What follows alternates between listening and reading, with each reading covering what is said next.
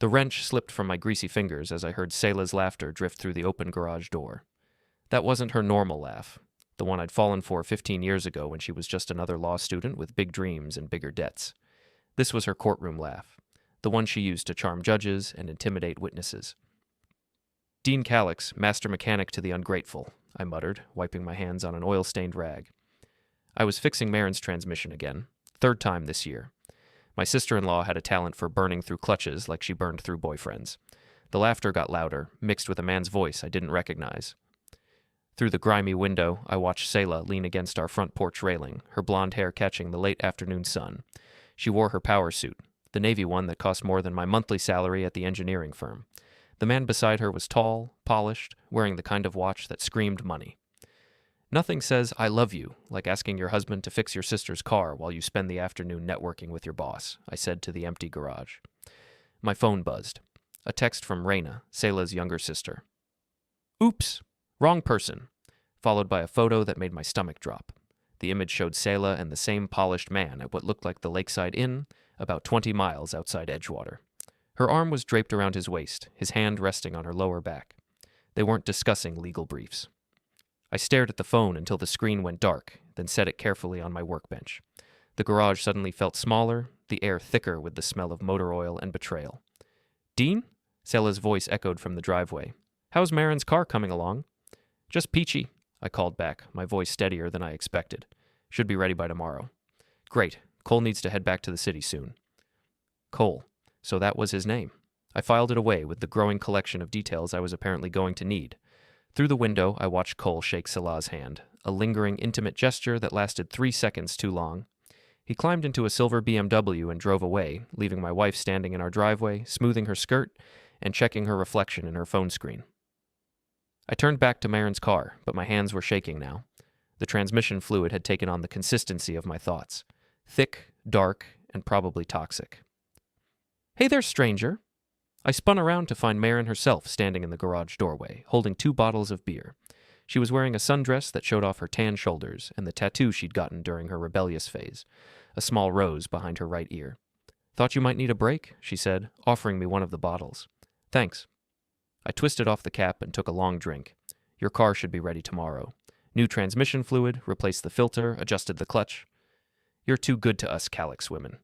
She moved closer, close enough that I could smell her perfume, something floral and expensive that Selah probably bought her for Christmas. "Just returning the favor. You helped us move last year, watched the house when we went to Chicago. That's what family does." Her voice had a strange quality, like she was testing the word, though sometimes I wonder if we all define family the same way. I looked up from the beer bottle. Marin's green eyes, the same shade as Selah's but somehow warmer, were studying my face. "Everything okay?" I asked.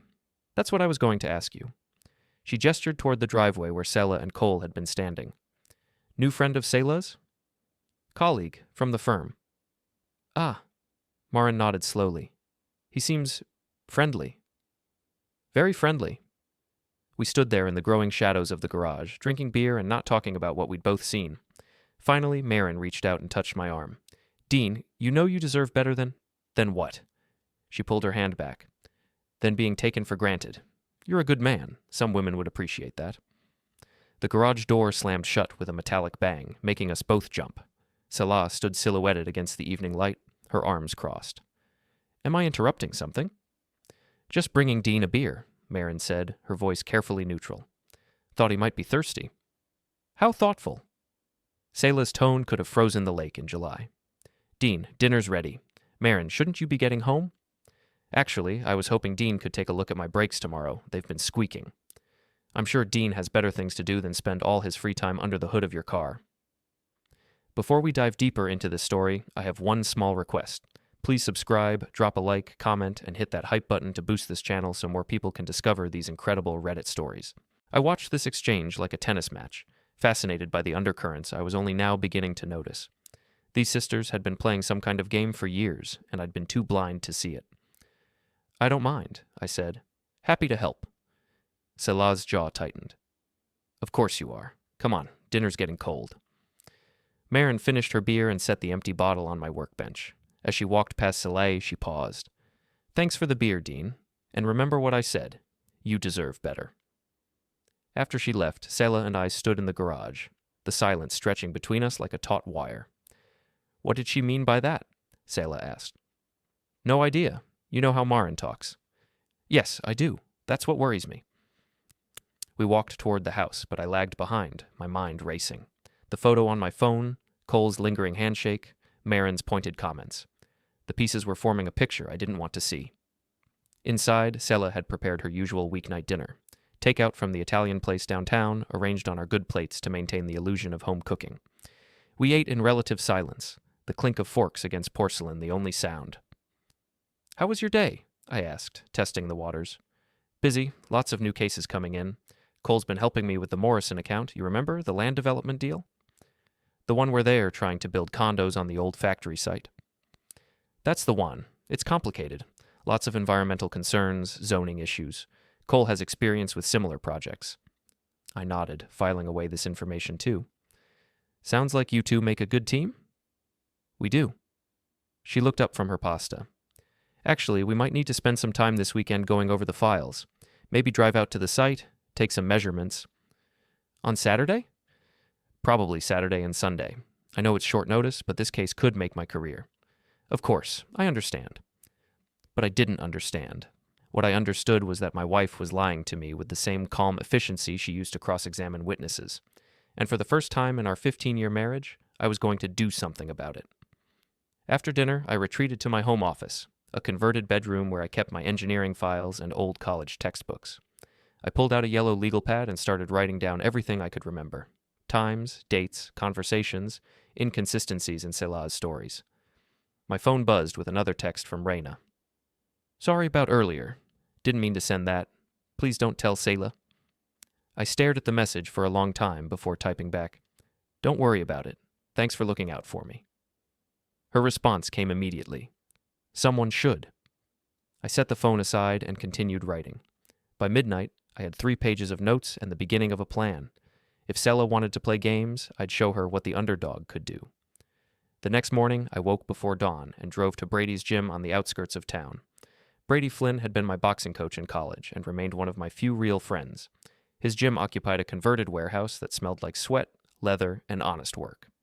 "Dean," Brady looked up from wrapping his hands. "You're here early. Everything okay?" "Need to hit something," I said, pulling on my old gloves. "Woman troubles?" "How'd you guess?" "Same reason 90% of guys show up here before sunrise." "What's she done now?" I told him about the photo, about Cole, about the weekend trips and late-night phone calls I'd been too trusting to question. Brady listened without interruption, occasionally grunting his disapproval. "So, what are you going to do?" he asked when I finished. "I don't know yet, but I'm done being the fool." "Good. About time you grew a spine." Brady unwrapped his hands and faced me. "You know what your problem is, Dean. You're too nice, too trusting. Women like Selah, they see that as weakness. So, what do you suggest?" "Document everything, get proof, then make her pay." I spent an hour working the heavy bag, each punch driving home Brady's words. By the time I left, my knuckles were raw, but my mind was clear. I drove to the office supply store and bought a small digital camera, a notebook, and a portable voice recorder. Then I stopped at the electronics store for a GPS tracker, the kind worried parents use to monitor teenage drivers. That afternoon, while Selah was at work, I installed the tracker under her car's rear bumper. It took less than 5 minutes and was completely invisible. The accompanying app on my phone would show me exactly where she went and how long she stayed. I felt like a spy in my own marriage, but the alternative was continuing to be a fool. Saturday morning arrived gray and drizzly, perfect weather for deception. Selah left the house at 9, dressed in jeans and a work shirt, her site visit outfit. She kissed me goodbye, the same perfunctory peck she'd been giving me for months. "I'll probably be late," she said. "Don't wait up." "Drive safe. Love you." "Love you too." The words felt hollow, like coins dropped into an empty well. I waited 30 minutes, then checked the GPS app. Selah's car was moving east on Highway 12, away from the Morrison development site. Instead, she was heading toward the Lakeside Inn. I grabbed my camera and followed at a safe distance. The Lakeside Inn sat on the shores of Lake Edgewater like a guilty secret, its faded blue paint and sagging porch advertising discretion more than comfort. I parked behind a cluster of pine trees about 50 yards away and adjusted my camera's zoom lens. Selah's Honda was already in the parking lot, positioned next to Cole's silver BMW. Through the viewfinder, I watched my wife of 15 years climb the steps to room 12, her movements confident and familiar. This wasn't her first visit. I sat in my truck for 2 hours, taking pictures and making notes. At 11:47, Cole emerged to get ice from the machine. He wore only boxer shorts and a hotel bathrobe, his hair disheveled. The camera captured everything in crystal clear detail. My hands were steady as I documented my marriage's destruction, but something cold and hard was forming in my chest. Not heartbreak, but something more dangerous. Calculation. Around noon, my phone rang. Selah. Hey honey, just checking in. We're taking a break from measuring the site. Might grab lunch in town? Sounds good. How's the project looking? Complicated, but Cole thinks we can work through the zoning issues. He's very thorough. I bet he is. What's that supposed to mean? Nothing, just that you seem to have found a good partner. A pause. Dean, you sound strange. Is everything okay? Everything's fine. Just working on some projects around the house. Okay, well, I should go. Cole's waiting. I'm sure he is. After she hung up, I drove home and uploaded the photos to my computer. The images were damning. Timestamps, locations, and undeniable proof of adultery. But as I stared at the screen, I realized I didn't feel the crushing despair I'd expected. Instead, I felt something I hadn't experienced in years. Power. That evening, Selah returned home with her hair slightly mussed and her clothes wrinkled. She claimed they'd spent the day crawling through the old factory building, checking structural integrity. You look tired, I said, playing the concerned husband. Exhausting day. I'm going to take a shower. While she was upstairs, I checked her purse. Inside, I found a receipt from the Lakeside Inn's restaurant, dated today for 2 meals and a bottle of wine. I photographed it and put everything back exactly as I'd found it. Over the next week, I became a detective in my own life. I discovered that Selah's late nights at the office corresponded with Cole's presence in town. Her business trips aligned with his travel schedule. The GPS tracker revealed a pattern of deception that went back months, but the most interesting discovery came from an unexpected source. Thursday evening, Reina showed up at our door with a bottle of wine and red-rimmed eyes. I need to talk to someone, she said. Can I come in? Selah was working late, actually working late this time, according to the GPS. So I let Reina into the kitchen and poured her a glass of wine. What's wrong? I asked. It's about Selah. Reina's hand shook as she lifted the glass. And Cole. And something I overheard that I probably shouldn't have. I'm listening. Last week, when I was at Selah's office dropping off some documents for Mom's estate, I heard her on the phone. She was talking to someone about you. My stomach tightened. What did she say? She said you were becoming a problem, that you were asking too many questions about her schedule, and then she said something about making you look unstable if you got too close to the truth. Unstable how? I don't know, but Dean, I think she's planning something. Something to make you look bad if you find out about Cole. I set down my wine glass carefully. What exactly did you hear? She mentioned your name, then said something about anger management issues and how you've been drinking more lately. None of it's true, but if she's building a case against you... She's covering her bases, I finished, making sure that if I expose the affair, she can claim I'm an unreliable witness. I'm scared, Dean. Selah's not the sister I grew up with. She's become someone I don't recognize. I reached across the table and squeezed Reina's hand. Thank you for telling me. That took courage. What are you going to do? I'm going to beat her at her own game. After Reina left, I sat in my office until well past midnight, refining my strategy. Selah thought she was playing chess while I played checkers. Time to show her otherwise. The next morning, I called in sick to work and drove to the law office where Brady's ex-wife worked as a paralegal. Janet Flynn owed me a favor. I'd helped her move out when she left Brady, and she had access to public records and legal databases. Dean Callix, she said when I walked into her cubicle. This is a surprise. What brings you to the halls of justice? I need some research done, quietly. Her eyebrows rose. What kind of research? The kind that could save my marriage or end it. I told Janet what I needed. Background checks on Cole, financial records for Selah's law firm, and any public information about recent cases involving adultery and asset division. She agreed to help, but warned me to be careful. Divorce can get ugly fast, she said, especially when lawyers are involved. I'm not planning a divorce. I'm planning something else entirely. That afternoon, I received Janet's preliminary report via encrypted email. Cole Traeger was 34, unmarried, and had a history of workplace relationships that ended badly. More interesting was his financial situation. He was heavily in debt and facing a lawsuit from his previous employer over misappropriated client funds. Selah's firm, meanwhile, was struggling. 3 partners had left in the past year, taking major clients with them. The Morrison land development case was one of their last big accounts, worth potentially millions in fees. I was beginning to see the bigger picture. Cole wasn't just sleeping with my wife, he was using her to secure his position at a failing law firm. And Selah, blinded by ambition and middle-aged vanity, was letting him. But there was more to discover. Janet's report mentioned a connection between Cole and the Morrison development project that went beyond legal representation. His uncle was one of the primary investors, and Cole stood to gain financially if the project moved forward. I spent the weekend piecing together the full scope of the deception. This wasn't just an affair, it was a conspiracy involving my wife, her lover, and potentially millions of dollars in illegal profit. Monday morning, I made a decision that would change everything. I drove to Cole's apartment building, a converted warehouse in the trendy part of downtown Edgewater.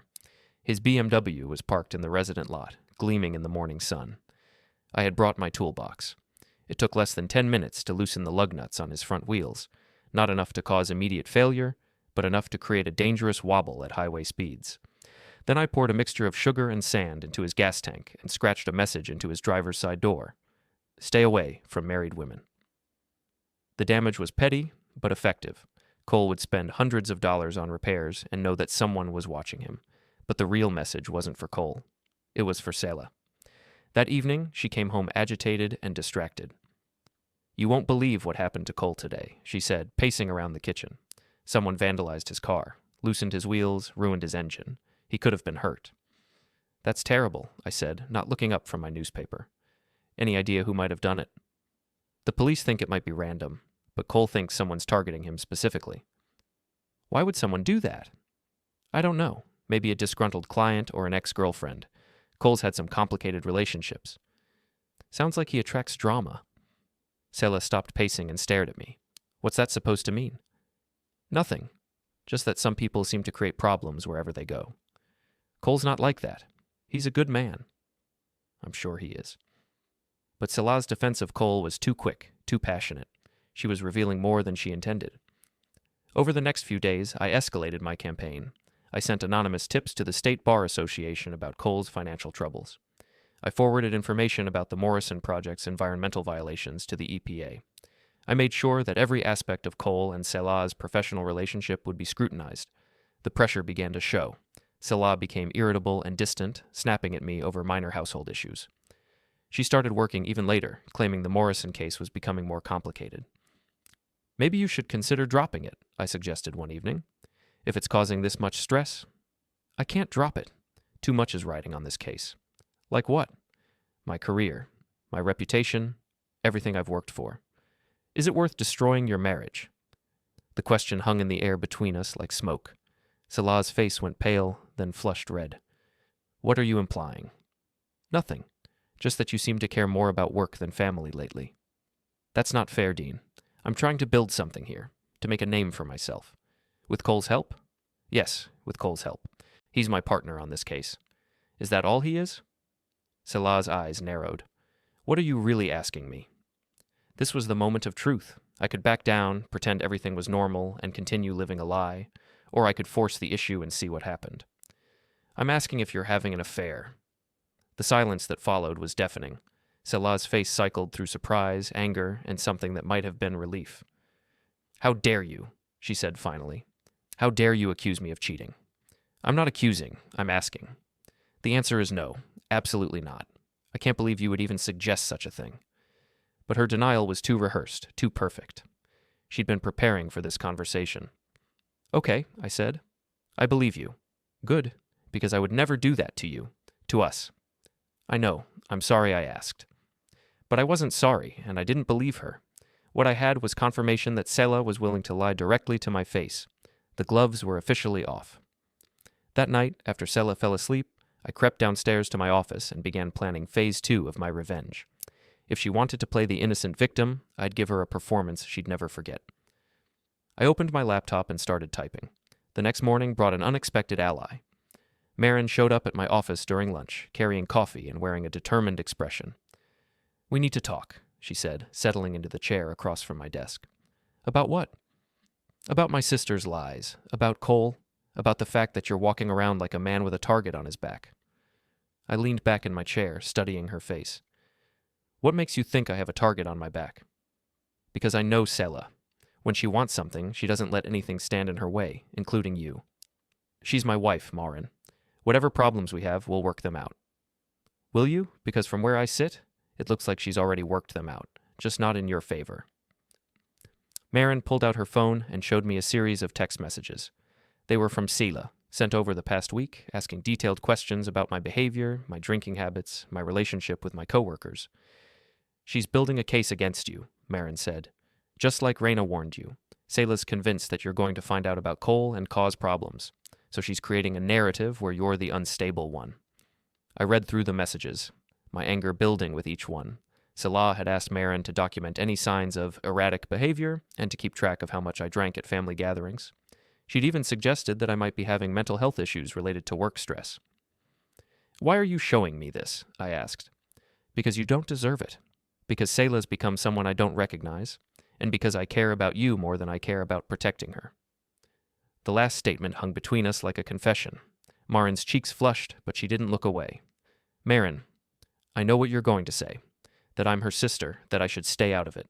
But I can't watch her destroy you while she runs around with that arrogant piece of trash. You know about Cole. Everyone knows about Cole. The whole family's talking about it. Mom, Dad, Aunt Linda. The only person who doesn't seem to know is you. Actually, I do know. I've known for weeks. Marin's eyes widened. Then why haven't you confronted her? Because confronting her isn't enough. I want her to understand what it feels like to lose everything. What are you planning? I looked at Marin for a long moment, weighing my options. I could keep playing the victim, or I could trust someone who was offering to help. I'm planning to give Selah exactly what she deserves, but I'll need allies. What kind of allies? The kind who aren't afraid to get their hands dirty.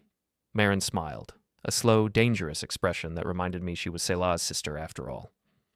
Count me in. That evening, Marin and I met at Brady's gym after hours. The three of us sat in Brady's office, drinking beer and planning what Brady called Operation Payback. The way I see it, Brady said, you've got two choices. You can play defense, gather evidence, file for divorce, hope the judge gives you a fair settlement, or you can play offense. What does offense look like? Marin asked. It looks like making sure Selah and Cole lose everything that matters to them. Their reputations, their careers, their social standing, everything. I pulled out a folder containing all the evidence I'd gathered. Photos, financial records, text messages, and Janet's research on Cole's background. This is what I have so far, I said, spreading the documents across Brady's desk. Marin whistled as she looked through the photos. Wow, she really doesn't care who sees them, does she? She thinks she's smarter than everyone else, Brady said. That's her weakness? So how do we exploit it? I asked. Brady leaned forward, his expression serious. We make her think she's winning right up until the moment we destroy her. Over the next 2 hours, we developed a comprehensive plan. Phase 1 involved gathering more evidence and building a network of allies. Phase 2 would focus on isolating Selah and Cole from their support systems. Phase 3 was the endgame, a coordinated attack that would leave them both ruined. This is going to get messy, Brady warned. Once we start, there's no going back. I'm already past the point of no return, I said. Selah made sure of that. Marin reached across the table and squeezed my hand. We're with you, whatever it takes. The next few weeks fell into a routine of deception and preparation. I played the oblivious husband while secretly documenting every aspect of Selah's affair. Marin became my inside source, feeding me information from family gatherings and social events. Brady handled the more questionable aspects of our investigation, following Cole, photographing his meetings, and gathering intelligence on his financial situation. The picture that emerged was even worse than I'd imagined. Cole wasn't just sleeping with my wife. He was using her connections to launder money through the Morrison Development Project. His uncle's investment group was funded by offshore accounts that appeared to be connected to organized crime. This goes way beyond adultery, Janet told me during one of our clandestine meetings. If the FBI gets involved, Selah could be looking at federal charges. Good, I said. Let her explain that to her parents. But even as I plotted my wife's downfall, part of me hoped she would come to her senses. I gave her multiple opportunities to confess, to end the affair, to salvage what was left of our marriage. Instead, she doubled down on the lies. I think we should consider counseling, I said one evening over dinner. Counseling? Why?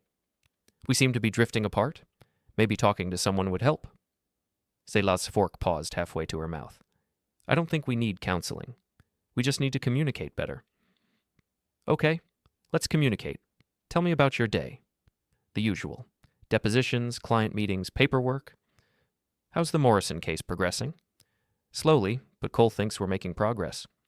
You spend a lot of time with Cole. He's my partner on this case. Of course I spend time with him. Just professional time? Another pause. What are you implying? Nothing. Just making conversation. But Selah's paranoia was showing. She started checking her phone obsessively, looking over her shoulder when we were in public, and asking strange questions about my daily routine. Did you go anywhere unusual today? She asked one evening. Just work and the grocery store. Why? No reason. I thought I saw your truck downtown this afternoon. Must have been someone else's truck. But I had been downtown, following Cole to a meeting with his uncle and two men in expensive suits who looked like they'd stepped out of a crime movie. The photos I'd taken would eventually find their way to the FBI, but not until I was ready to play that card. The breakthrough came from an unexpected source. Reina, feeling guilty about her role in exposing the affair, had started her own investigation into Selah's activities. What she discovered changed everything. I found something, she said, bursting into my office one afternoon with a manila envelope. Something big.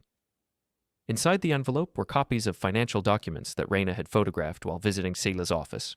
They showed wire transfers between Cole's accounts and the Morrison project, with Selah's law firm serving as the intermediary. She's not just having an affair, Reina said. She's helping him steal money. I studied the documents, my mind racing. This was the smoking gun I needed, proof that Selah's involvement with Cole went beyond romance into criminal conspiracy. Where did you get these? I asked. Selah's desk. She left them out while she was in a meeting. I took pictures with my phone. Reina, this is dangerous. If Selah finds out you've been snooping, she won't find out. I was careful. But even as she said it, Reina's phone buzzed with a text message. Her face went pale as she read it. What is it? I asked. It's from Selah. She wants to see me tonight. Says we need to talk about family loyalty. The trap was closing, but not around the people I'd expected. That evening, I sat in my truck outside the restaurant where Selah and Reina were meeting, watching through the window as my wife systematically destroyed her relationship with her youngest sister. Even from a distance, I could see Reina's tears, could read the anger in Selah's gestures. My phone buzzed with a text from Reina. She knows. Get out now. But I didn't run. Instead, I got out of my truck and walked into the restaurant. Dean? Selah looked up as I approached their table, her face a mask of surprise and guilt. What are you doing here? Having dinner with my family, I said, pulling up a chair. Mind if I join you? The silence that followed was electric with tension. Reina's eyes were red from crying, and Selah's hands were trembling with barely controlled rage. We were just finishing, Selah said. No, we weren't, I replied. We were just getting started. I pulled out my phone and set it on the table, the screen showing a photo of Selah and Cole entering the Lakeside Inn. Let's talk about family loyalty, I said. Selah stared at the photo on my phone screen, her face cycling through emotions like a broken traffic light. Surprise gave way to anger, anger to calculation, and finally calculation to cold defiance. Where did you get this? She asked, her voice steady despite the circumstances. Does it matter? It matters because it means you've been spying on me, following me, violating my privacy. Your privacy? I laughed, a sound that made other diners turn their heads. You're worried about privacy while you're sleeping with your colleague? Reina shifted uncomfortably in her chair. Maybe I should go. Stay, Selah said sharply. You started this mess. You can watch me finish it. She turned back to me, her green eyes blazing. Yes, I'm having an affair. Yes, I've been lying to you. Are you happy now? You've got your proof. Actually, I'm just getting started. I swiped to the next photo. Cole leaving the motel room in his bathrobe. This one's my favorite. Very professional. You're pathetic, Selah hissed, sitting in parking lots, taking pictures like some kind of stalker. Is this what you've become? I've become someone who doesn't trust his wife. Wonder why that happened. Because you're insecure and paranoid. Because you can't handle the fact that I'm successful and you're still fixing other people's problems for minimum wage. The insult hit its mark, but I didn't flinch.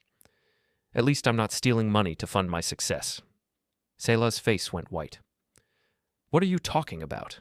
I pulled out copies of the financial documents Reina had photographed. I'm talking about the Morrison Project, about Cole's uncle, about wire transfers and offshore accounts and federal crimes. You don't know what you're talking about. I know that Cole's been using your law firm to launder money. I know that you've been signing documents without reading them. And I know that when the FBI gets involved, you're going to be the one holding the bag. Selah grabbed the documents, her hands shaking as she read them.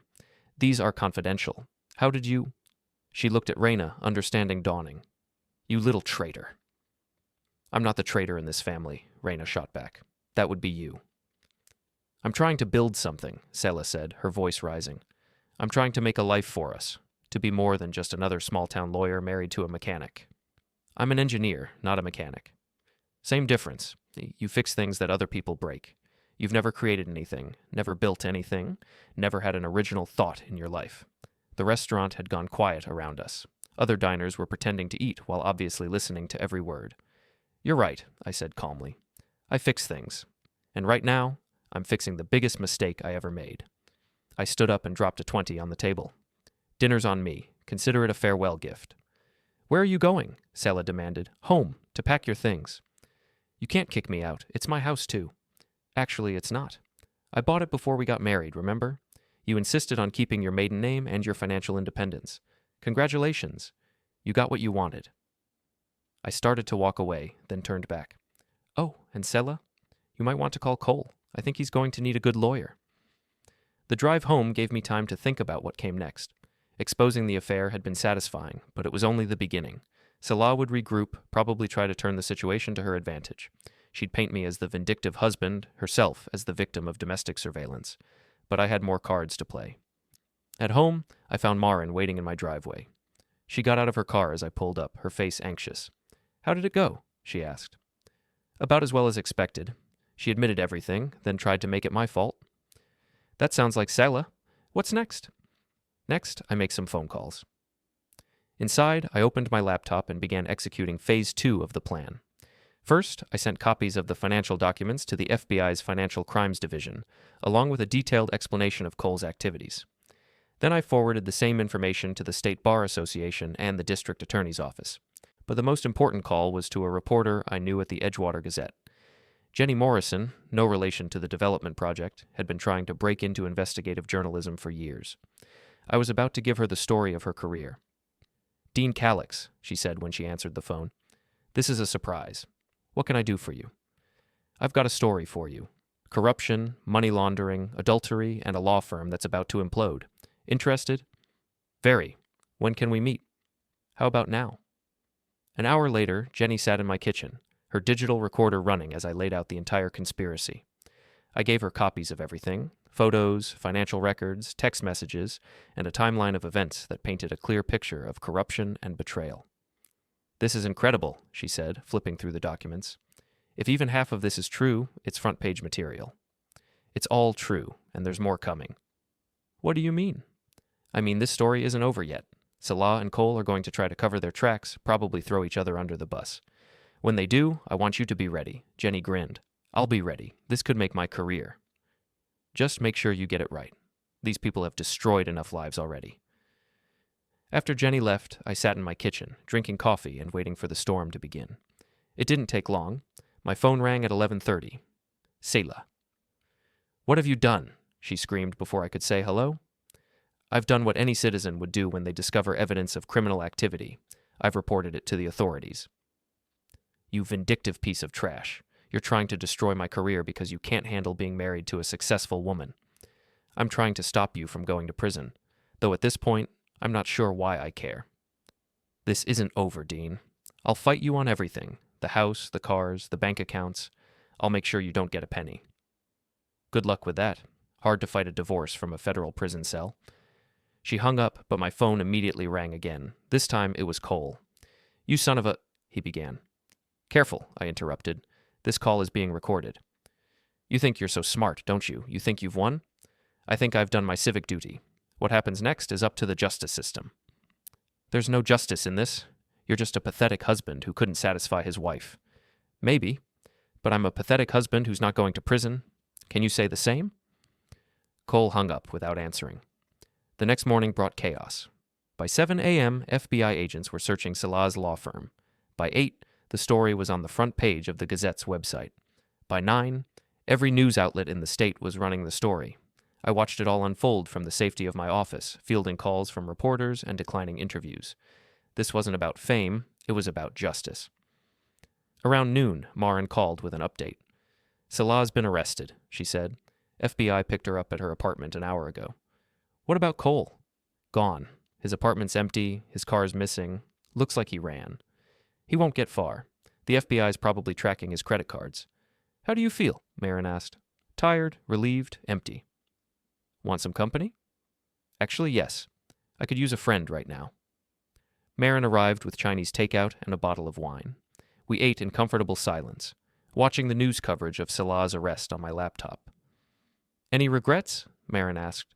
"About exposing the corruption? No. About my marriage ending? I don't know. Maybe."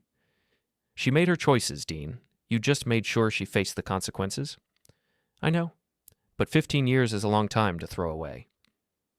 "She threw it away the moment she started sleeping with Cole. You just cleaned up the mess." We finished dinner and opened the wine. As the evening wore on, the conversation turned more personal. "Can I ask you something?" Marin said. "Sure." "Why did you marry Selah instead of someone who would appreciate you?" "Because I thought she did appreciate me, at least in the beginning." "And now?" "Now I realize I was in love with the person I thought she was, not the person she actually is." Marin moved closer on the couch. "What kind of person were you looking for?" "Someone honest, someone loyal, someone who wouldn't betray the people she claimed to love." "Someone like me?" The question hung in the air between us. Marin's face was flushed from the wine, her eyes bright and hopeful. "Marin, you're Selah's sister. This is complicated." "Not anymore, it's not. Selah made her choice. She chose Cole over you, chose money over family, chose lies over truth. I'm choosing differently." She leaned forward and kissed me, soft and tentative at first, then with growing passion. For a moment, I let myself get lost in the warmth and comfort of being wanted by someone who knew my flaws and cared about me anyway. Then reality crashed back. "We can't do this," I said, pulling away. "Not now. Not like this." "Why not?" "Because you deserve better than being a rebound. Because I need time to figure out who I am without Selah. Because your family's already been through enough." Marin's face fell, but she nodded. "You're right. I'm sorry. Don't apologize. I'm flattered. More than flattered. But the timing's wrong." "Will the timing ever be right?" "I don't know. Maybe. Ask me again in 6 months." She smiled sadly. "I'll hold you to that." After Marin left, I sat alone in my house, surrounded by the wreckage of my old life and uncertain about my new one. Outside, reporters were still camped on my lawn, hoping for an interview with the man who'd brought down one of the city's most prominent law firms. But I had nothing more to say. The evidence spoke for itself. Justice would take its course. And somewhere in a federal holding cell, my wife was probably planning her next move. I poured myself another glass of wine and tried to imagine what came next. 3 months later, I stood in the courthouse lobby, watching Selah's defense attorney argue with reporters about media access to the trial. My wife looked smaller somehow, diminished by the orange jumpsuit and handcuffs. She'd lost weight during her time in custody, and her famous blonde hair had grown out to show gray roots. She saw me watching and mouthed a single word. "Why?" I didn't respond. The answer was obvious to everyone except her. "Mr. Callix?" A young man in an expensive suit approached me. "I'm David Chen from the prosecutor's office. Could we speak privately?" We found a quiet corner away from the media circus. "We wanted to thank you again for your cooperation," Chen said. "Your evidence was crucial to building our case." "Just doing my civic duty?" "It's more than that. You could have simply filed for divorce and walked away. Instead, you helped us uncover a conspiracy that goes much deeper than your wife's affair." "How deep?" "Cole's uncle's investment group was a front for money laundering. We've traced funds back to several criminal organizations. Your wife's law firm processed over $20 million in illegal transactions." I whistled softly. "Did Selah know?" "That's what we're trying to determine. Her attorney claims she was an unwitting accomplice, manipulated by Cole, but the evidence suggests otherwise." "What evidence?" Chen pulled out a folder. "These are emails we recovered from her computer. They show she was aware of the illegal nature of the transactions and actively helped conceal them." I read through the emails, each one driving home the reality of what Selah had become. She hadn't just betrayed our marriage, she'd betrayed every principle she'd once claimed to hold dear. "What's she looking at?" I asked. "If convicted on all charges?" 20 to 30 years. The number hit me like a physical blow. 30 years. Selah would be in her 70s when she got out, assuming she lived that long. Any chance of a plea deal? She'd have to cooperate fully, provide evidence against Cole's uncle and the other conspirators. Her attorney says she's considering it. After Chen left, I walked outside to get some air. The courthouse steps were crowded with reporters, protesters, and curious onlookers. Someone had set up a hot dog cart, turning my wife's downfall into a street festival. Dean! I turned to see Brady pushing through the crowd, followed by Marin and Reina. They'd been attending every day of the trial, showing support in their own complicated way. "How are you holding up?" Brady asked. "I've been better. You?" "Enjoying the show? Your wife's lawyer is making a fool of himself." "He's doing his job." "His job is to get criminals off the hook. Some jobs aren't worth doing." Marin took my arm. "Want to get lunch? Somewhere away from all this?" "Actually, yes. I need to clear my head." We drove to a small diner on the outskirts of town, far from the media attention. Over burgers and coffee, we tried to have a normal conversation about normal things, but the trial loomed over everything. "What will you do when it's over?" Reina asked. "I don't know. Go back to work, I guess. Try to rebuild my life." "You could leave Edgewater," Marin suggested. "Start fresh somewhere else." "This is my home. I'm not going to let Selah's mistakes drive me away." "Even with all the attention? The reporters?" "They'll move on to the next story eventually. They always do." But even as I said it, I wondered if that was true. The case had attracted national attention, turning me into a reluctant celebrity. I'd been offered book deals, movie rights, and speaking engagements. Everyone wanted to hear from the man who'd brought down his own wife. I'd turned them all down. Some stories weren't meant to be told for profit. That afternoon, we returned to the courthouse for closing arguments. The prosecutor painted Selah as a calculating criminal who'd used her position to facilitate money laundering. The defense portrayed her as a victim of Cole's manipulation, a woman who'd made mistakes but didn't deserve to have her life destroyed. Both versions contained elements of truth, but neither captured the complexity of what had really happened. Selah wasn't a criminal mastermind or an innocent victim. She was a woman who'd made a series of increasingly bad choices and refused to face the consequences until it was too late. The jury deliberated for 6 hours before returning with their verdict. Guilty on all counts. Selah's face crumpled as the foreman read the decision. Her mother began sobbing in the gallery. Her father sat stone-faced, staring straight ahead. I felt nothing. No satisfaction, no vindication, no regret. Just emptiness. The judge scheduled sentencing for the following week. As the courtroom emptied, Selah's attorney approached me. "She wants to see you," he said, "before sentencing. Will you consider it?" "Why?" "She says there are things you need to know, about Cole, about the conspiracy, things that might help you understand." "I understand plenty." "Please, she's going to prison for a very long time. This might be your last chance to get closure." I looked across the courtroom at Selah, who was being led away in handcuffs. She turned back once, her eyes finding mine across the crowded room. "I'll think about it," I told the lawyer. That evening I sat in my kitchen, staring at the phone number the attorney had given me. One call would arrange a meeting with my wife, my soon-to-be ex-wife, in the county jail. We could talk through reinforced glass, monitored by guards, and try to make sense of the wreckage of our marriage. Or I could throw the number away and never see her again. I picked up the phone and dialed. Edgewater County Jail. "I'd like to arrange a visit with an inmate, Selah Callix." The next morning, I sat in the jail's visiting room, waiting for my wife to appear. The room smelled like disinfectant and despair, filled with the quiet conversations of families trying to maintain connections across an unbridgeable divide. Selah looked even smaller in person than she had in court. The orange jumpsuit hung loose on her frame, and her face was pale and drawn. She sat down across from me, separated by a thick sheet of plexiglass. "Thank you for coming," she said, her voice muffled by the intercom system. "Your lawyer said you had something to tell me." "I do. But first, I want to apologize. For everything. For the affair, for the lies, for destroying our marriage." "Okay? That's it? Just okay? What do you want me to say, Selah? That I forgive you? That I understand?" "I don't." She looked down at her hands, tears starting to form. I never meant for it to go this far. "Which part? The cheating or the money laundering?" "Any of it. It started small. Cole needed help with a case, and I had connections. Then he needed help with finances, and I knew people at the bank. Each step seemed reasonable at the time." "When did you know it was illegal?" "Honestly? Pretty early, but by then I was in too deep. Cole said if I tried to back out, he'd make sure I went down with him."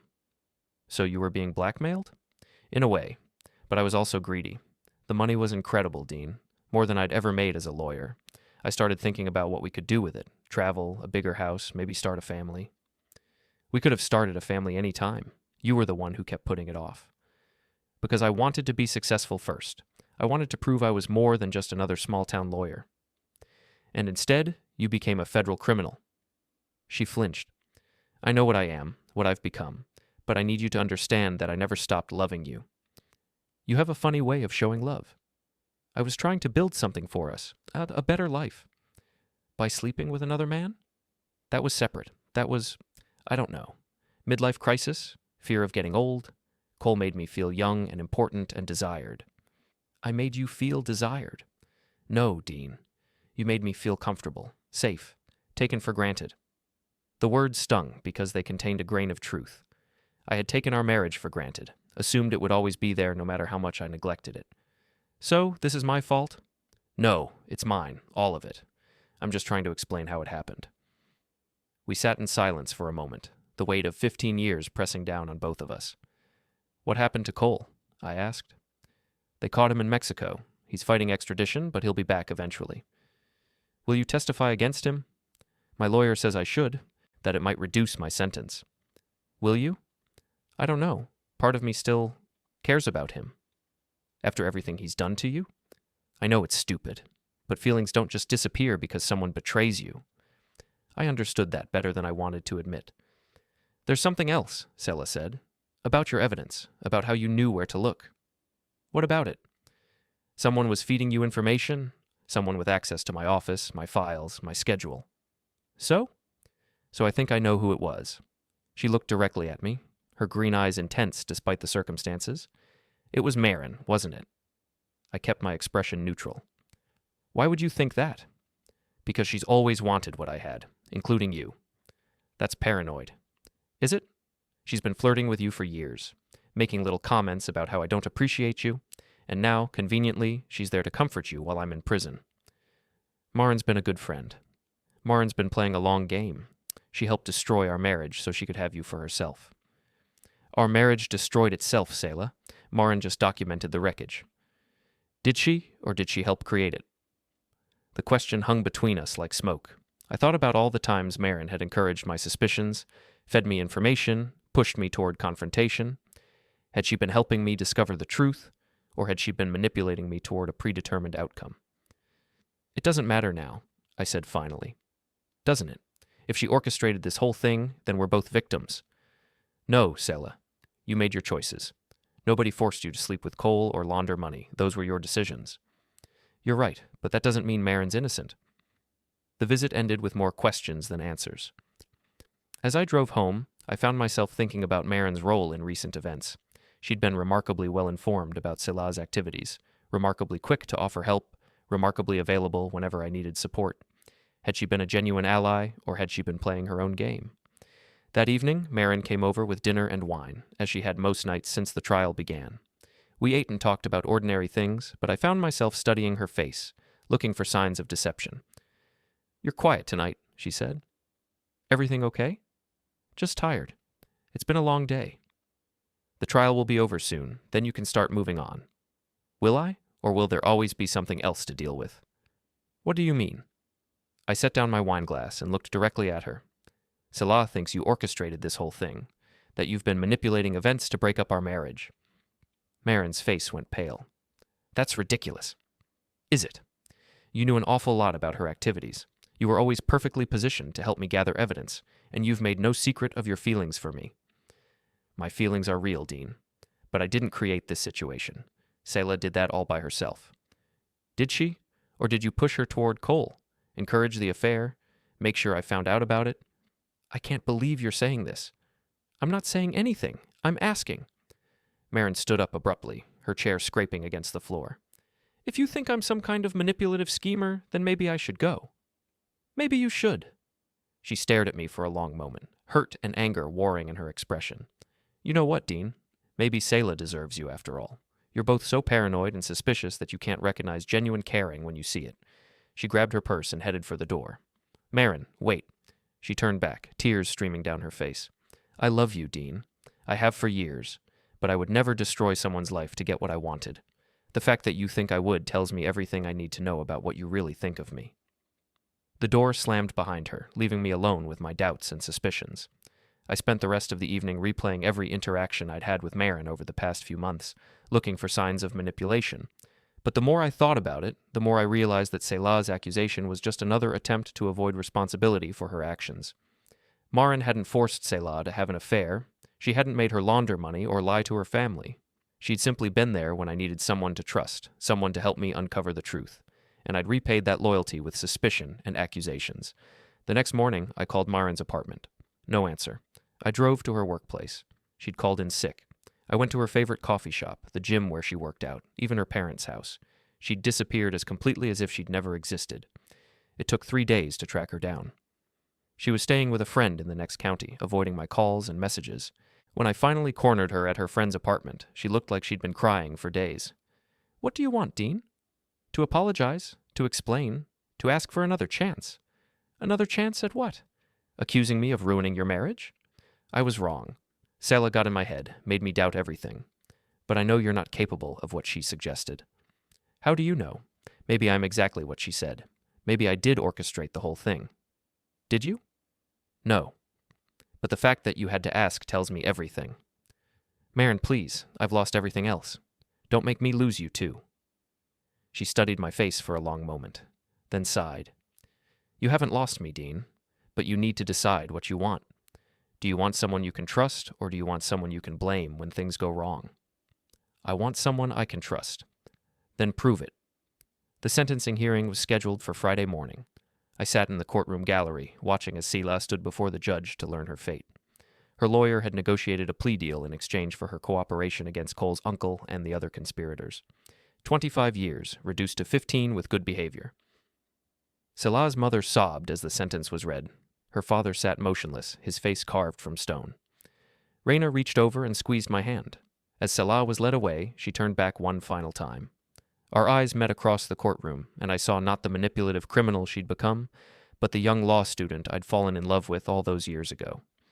Then the moment passed, and she was gone. Outside the courthouse, reporters surrounded me with questions and cameras. I pushed through them without comment, heading for my truck. But before I could escape, someone called my name. I turned to see Cole standing at the edge of the crowd, flanked by federal marshals. He'd been extradited from Mexico and was being transferred to federal custody. "This isn't over," he called out as the marshals led him toward a waiting van. "You think you've won, but you've just made yourself a target." "Is that a threat?" I called back. "It's a promise." The marshals shoved him into the van, but his words echoed in my head as I drove home. That evening, I sat on my porch, drinking beer and watching the sun set over Lake Edgewater. The media circus had finally moved on to other stories, leaving me alone with my thoughts and my empty house. My phone buzzed with a text from Marin. "Saw the news. How are you holding up?" I typed back, "Better than expected. You?" "Same. Want some company?" "Always." She arrived an hour later with Chinese takeout and that same bottle of wine we'd never finished. We ate on the porch, watching the last light fade from the sky. "So what now?" she asked. "Now I figure out how to build a new life." "Any ideas where to start?" I looked at her, sitting in the growing darkness, her face soft and hopeful in the porch light. "I might have a few ideas," I said. She smiled, the first genuine smile I'd seen from her in weeks. "Good," she said, "because I'm not going anywhere." As we sat together in the comfortable silence, I realized that Selah had been wrong about one thing. This story wasn't about manipulation or revenge or elaborate schemes. It was about choices and consequences and the possibility of redemption. I'd made my choice. Now it was time to live with it.